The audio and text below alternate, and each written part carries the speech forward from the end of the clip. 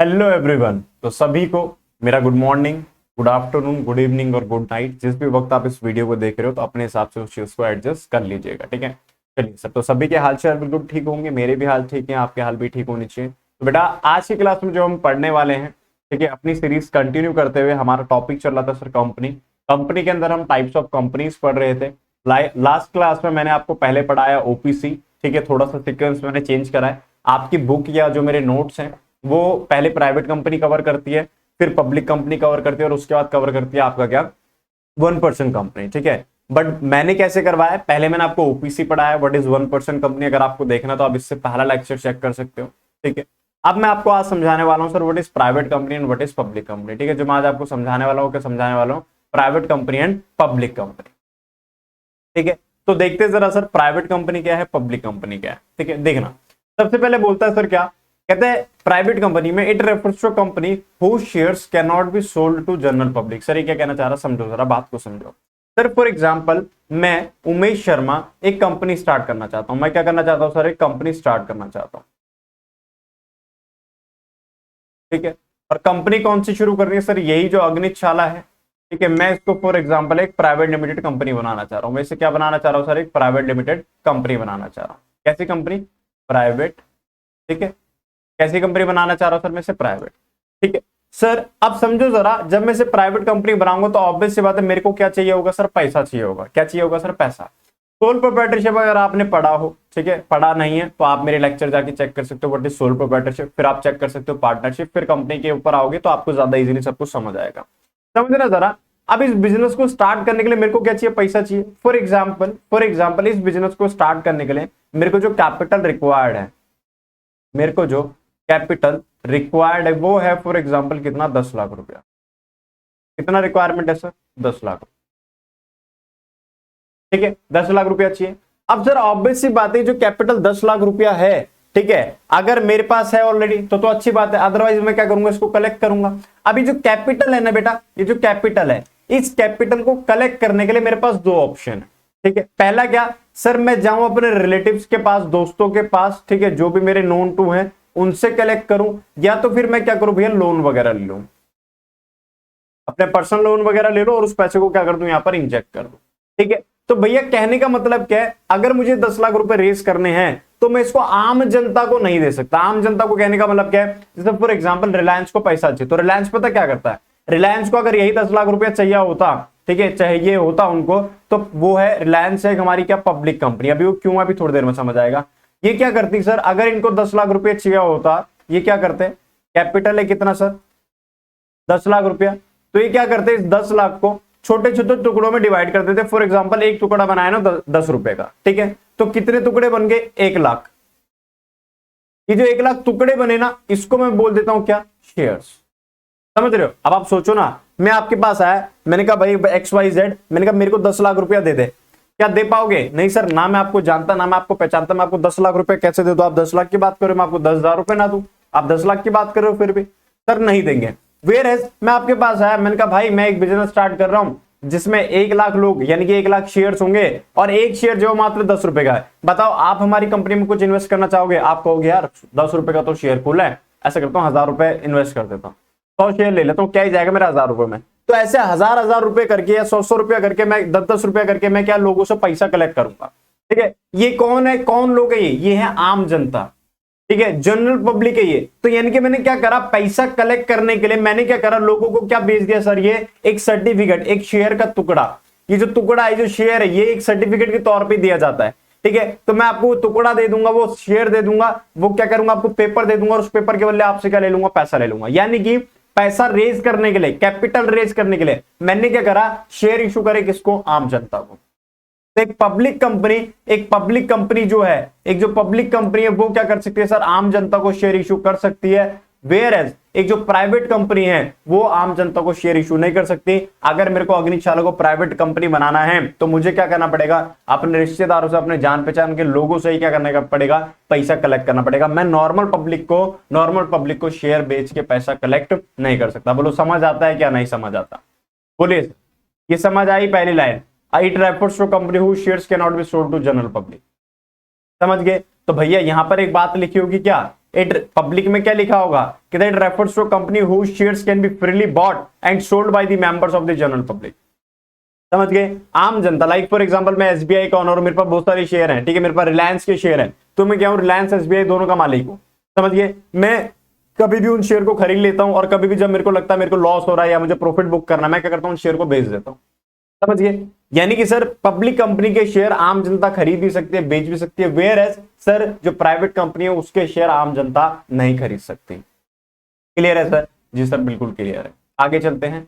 कहता है sir according to section 2 subsection 68, इसको सबसेक्शन बोलते हैं, जो ब्रैकेट में लिखा रहता है मेन सेक्शन का जो छोटा भाई होता, बच्चा होता है, उसको सबसेक्शन बोलते हैं।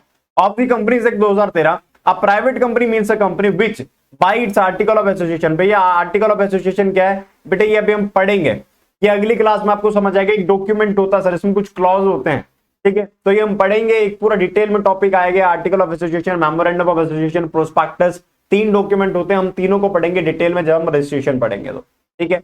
देखते हैं, पहला restricts the right of the member to transfer share. समझ गए, कहता है सर अगर आपने शेयर खरीद लिया, यानी कि आप मेरे रिश्तेदार हो, आप कोई भी मेरे दोस्त हो, आपने शेयर खरीद लिया, आपने मेरा शेयर ले लिया, अब आप आम जनता नहीं हो, आप मेरे नोन टू लोग हो, ठीक है, आपने शेयर खरीद लिया, तो आप उस शेयर को इजीली किसी को ट्रांसफर नहीं कर सकते, you will have to take permission and something, ठीक है, कुछ रिस्ट्रिक्शंस होती है, उन रिस्ट्रिक्शन को फुलफिल करके ही आप बेच सकते हो। वेयर एज पब्लिक कंपनी के अंदर क्या सर, आप at any point of time किसी को भी शेयर बेच सकते हो, किसी को भी शेयर क्या कर सकते हो, किसी से भी खरीद सकते हो, यानी कि there is no restriction on the transfer of share. ध्यान रखना, मैं लेफ्ट राइट दोनों बनाते हुए साथ साथ में चलूंगा, ठीक है, तो देखते हैं जरा सर, हम नोट्स में भी लिखते हुए चलते हैं, ठीक है, मैं यहां पर आपके सामने नोट्स बनाते हुए भी चल रहा हूं।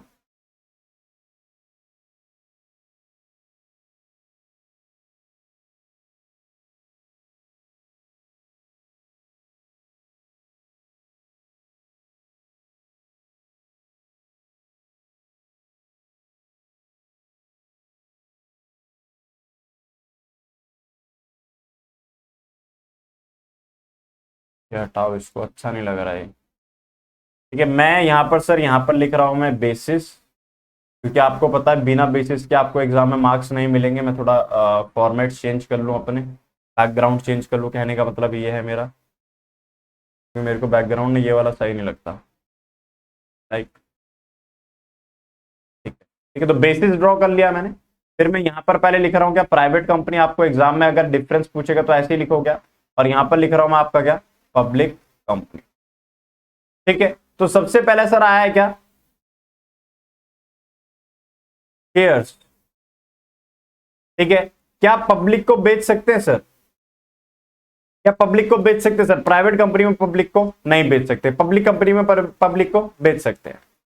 सर शेयर को ट्रांसफर किया जा सकता है क्या, शेयर को ट्रांसफर किया जा सकता है क्या, सर प्राइवेट कंपनी में क्या है, कुछ रिस्ट्रिक्शंस है, प्राइवेट कंपनी में क्या है सर, कुछ रिस्ट्रिक्शंस है, उनको फुलफिल करने के बाद आप ट्रांसफर कर सकते हो, वेरस पब्लिक कंपनी में आप क्या कर सकते हो, इजीली ट्रांसफर किसी और को कर सकते हो, ठीक है।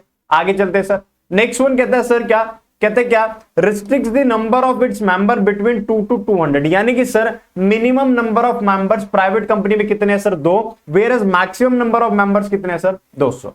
पब्लिक कंपनी की अगर मैं बात करूं, पब्लिक कंपनी की बात करूं भैया, मैक्सिमम नंबर की तो कोई लिमिट है ही नहीं, मैक्सिमम नंबर की तो कोई लिमिट है ही नहीं सर, मिनिमम बताइए सर, मिनिमम मेंबर कितने चाहिए सर, बताइए बेटा, सर लिखा है क्या यहाँ पर कहीं पे, सर यहाँ तो खाली मैक्सिमम लिखा है, मिनिमम नहीं लिखा, तो कोई बात नहीं बेटा, लिख देते हैं, हम लिखवा देते हैं आपको, क्यों टेंशन ले रहे हो आप लोग, ठीक है। अगर यहाँ पर नोट्स में नहीं लिखा है तो हम लिख देते हैं। देखो जरा सर, सेकंड डिफरेंस जो मैं बना रहा हूं वो मैं क्या बना रहा हूं सर, मेंबर्स का, नंबर ऑफ मेंबर्स, ठीक है sir, number of members minimum, minimum यहां पर कितने चाहिए प्राइवेट कंपनी में सर, मिनिमम कितने चाहिए, 2, ठीक है, और सर मैक्सिमम कितने हैं यहाँ पर, मैक्सिमम कितने हैं यहाँ पर सर, मैक्सिमम यहाँ पर हो सकते हैं 200, वेयर एज पब्लिक कंपनी में मिनिमम मेंबर चाहिए होते हैं 7, और मैक्सिमम की सर यहाँ पर कोई लिमिट नहीं है। हमारी 140 करोड़ की जनता, 140 करोड़ के लोगों को आप क्या करो, अपना मेंबर बना दो, हमें कोई दिक्कत नहीं है, ठीक है। तो ये हो गया second point, number of members clear हो गया। आगे चलते हैं सर, नेक्स्ट बोलते हैं क्या, कहता है sir the following are not counted among the member. देखो मेंबर में कौन काउंट नहीं होगा, एक बार वो भी समझ लो सर, ठीक है, थोड़ा सा इंपॉर्टेंट एग्जाम में अगर आपसे थोड़ा वो केस स्टडी बना के पूछा जाए तो आप कंफ्यूज हो जाओगे, ठीक है। तो देखना जरा, कहता है सर पहला who are present employee and also member of the company. समझो जरा, मैं अग्निक चाला का फॉर एग्जाम्पल मैं एक एम्प्लॉय भी हूं, ठीक है, मैं टीचर हूं एज अ, ठीक है, तो मैं एम्प्लॉय भी हूं फॉर एग्जाम्पल, और एट द सेम टाइम मैंने क्या कर रखे हैं, शेयर्स भी खरीद रखे हैं। तो भैया मैं मेंबर की कैटेगरी में काउंट नहीं होऊंगा, मैं सिर्फ किसकी कैटेगरी में काउंट होऊंगा, एम्प्लॉय की कैटेगरी में, ठीक है। हाँ, अगर मैं एम्प्लॉय नहीं होता, मैं सिर्फ मेंबर होता, तो मैं मेंबर की कैटेगरी में काउंट होता। क्लियर है। आगे next one, those people who were previously the employees of the company as well as its member but now are no longer its employee but continue to be its member. क्या बोला sir, मैंने for example अग्निशाला से पढ़ाना छोड़ दिया, इनकी employ खत्म हो गया, अब मैं क्या हूं, सिर्फ मेंबर हूं, मैं सिर्फ मालिक हूं। तो कहता है सर उस बंदे को भी आप एज अ मेंबर काउंट नहीं करोगे। तो सिंपल शब्दों में, कोई भी बंदा जो कंपनी का एम्प्लॉय था या एम्प्लॉय है और साथ में मेंबर भी है, तो उसको आप मेंबर्स की कैटेगरी में काउंट नहीं करोगे। यानी कि जब ये 2 और 200 वाली लिमिट आप काउंट कर रहे होगे तो उस बंदे को आप इसमें इंक्लूड नहीं करोगे। बोलो भारत माता की जय। चलिए सर आगे चलते हैं। कहते हैं sir puts a ban on inviting the public to subscribe to shares and debenture. ठीक है, तो भैया यहां पर क्या है, यहां पर क्या लिमिटेशन है, यानी कि आप जनता को क्या भाई, जनता को जब शेयर इशू नहीं कर सकते तो ऑब्वियस बात है उनको इन्विटेशन भी नहीं दे सकते। ठीक है, तो लिख लेते हैं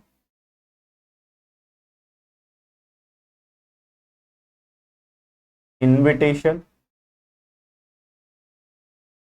टू पब्लिक, किस चीज का, to subscribe it shares and debenture. Debenture क्या होता है सर, वो भी जानेंगे आगे फ्यूचर में, वक्त आएगा उसका भी, वो भी एक सर्टिफिकेट होता है जिसके बेसिस पे हम लोन लेते हैं। ठीक है, तो इनविटेशन टू पब्लिक नहीं दिया जा सकता, यहाँ पर इनविटेशन टू पब्लिक सर दिया जा सकता है। ठीक है, आगे चलते हैं सर।